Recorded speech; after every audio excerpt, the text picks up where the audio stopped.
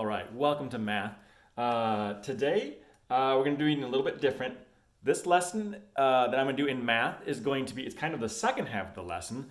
The first half of the lesson you're going to do in class with Mr. B or Miss Keller, and it is going to be all about equivalent fractions. And we're going to start with one whole, and then we're going to break that whole up into halves, and we're going to keep breaking it up, and we'll talk about what equivalent fractions are as we go through that lesson. This lesson is going to be about this. What do we think when we see this? 3/2 or 3 halves. What do we think that means? Well, it just means that we have 3 halves. And so I can show that as a couple different ways. One, I'm going to show you visually first. So we have, let's say we have cookies. And I am unfair. And I cut my cookies in half. I'm going to be sharing them with people. And I, Mr. B, take this half, and this half, and this half. And Miss Keller, poor Miss Keller, only gets to eat this half. Well, we all know that Miss Keller, her half right here, she only got to eat 1 half. But Mr. B got to eat 1, 2, 3 halves. So that's how it looks visually. So I got to eat 3 halves. If I were to write that out, I got 1 half right here, 1 half right here, and 1 half right here. And if I add them all up, remember, we didn't change the whole. We didn't cut it into different pieces. So our denominator is going to stay the same. So I'm going to take all these 1 halves, and I'm going to go 1 half plus 1 half plus 1 half. I'm going to erase these to get some space back here. 1 half plus 1 half plus 1 half equals, well, my denominator stays the same because I didn't break these up into any different pieces. So my denominator remains the same at 2. But now I have to add up all the half cookies I ate. 1, 2, 3. 3 halves. So this number right here, this 3 halves that we have right here, has a special name. And that special name is called an improper fraction. And it just means that the top number is bigger than the bottom number. Improper fraction, top number, bigger than the bottom number.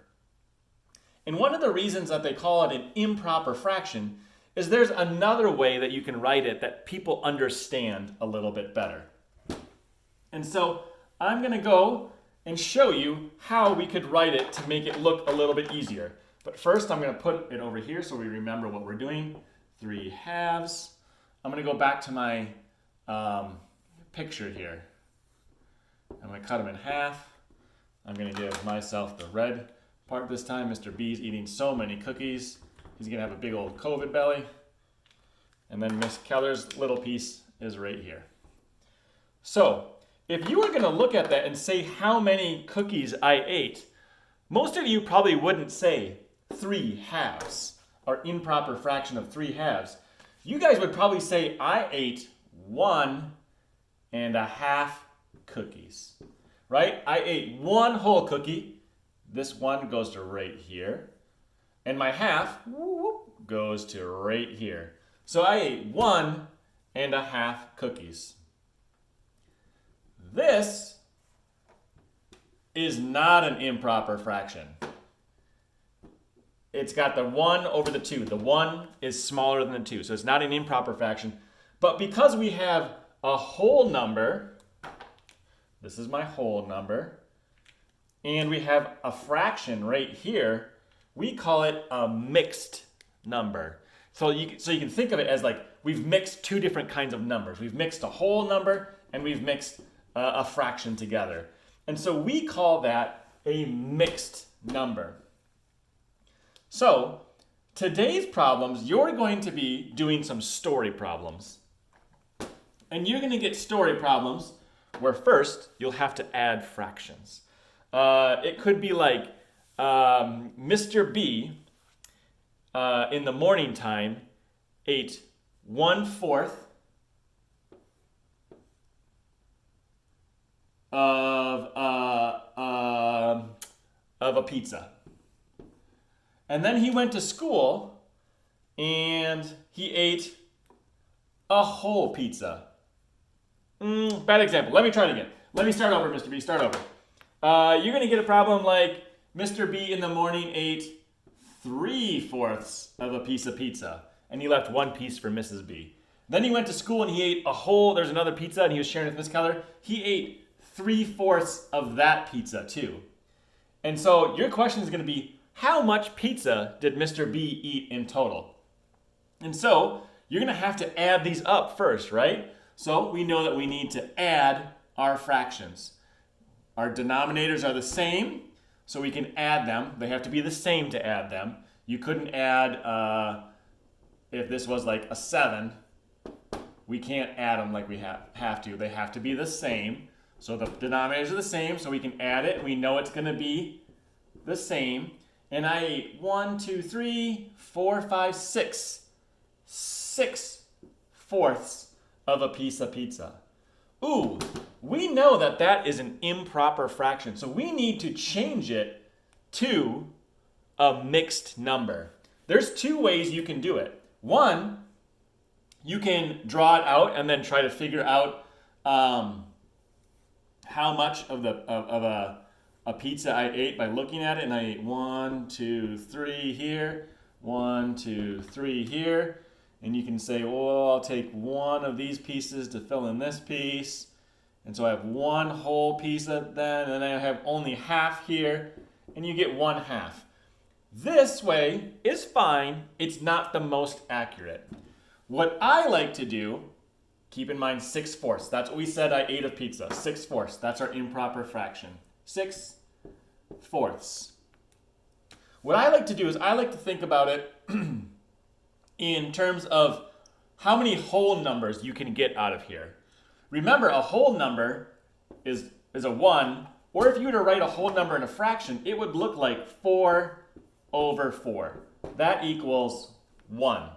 That is one whole pizza when you divide it into 4 pieces and you have 4/4. So I like to think of a whole number as equaling the same, the numerator equals the denominator. That's a whole number. And we have to see how many whole numbers are in here. So we have to see how many 4s can go into 6. So how many 4s can go into 6? And then we have our leftovers.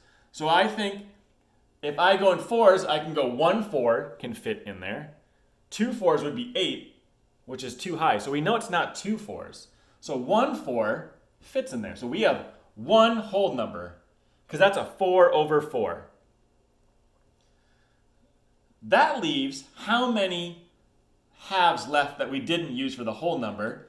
Well, we took 4 out of there because we had 4/4, and that leaves 2. So then we would write 2/4. So Mr. B ate 1 2/4 of a piece of, or pieces of 1 2/4 pizzas. There we go. Couldn't say it. So that is a quick lesson, and we'll try to cover it in the lesson at the very end after we go over equivalent fractions. That's a real quick way on how to go from an improper fraction to a mixed number. Remember, improper is the top number is bigger than the bottom, and a mixed number is where we have our wholes and halves. This makes a lot more sense to Mr. B than 6/4. So that's why we call it a mixed number, and that's why that's improper. So your work today, you're going to have to add some fractions. You're going to get improper numbers, top is bigger than the bottom, and go to mixed numbers. I will go over a couple more problems like this in whole group as well. And please ask questions. Please stay after, work with us. It makes it much easier.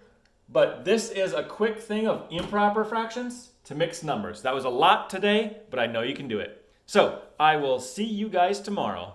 Nope, see you guys in whole group. Bye.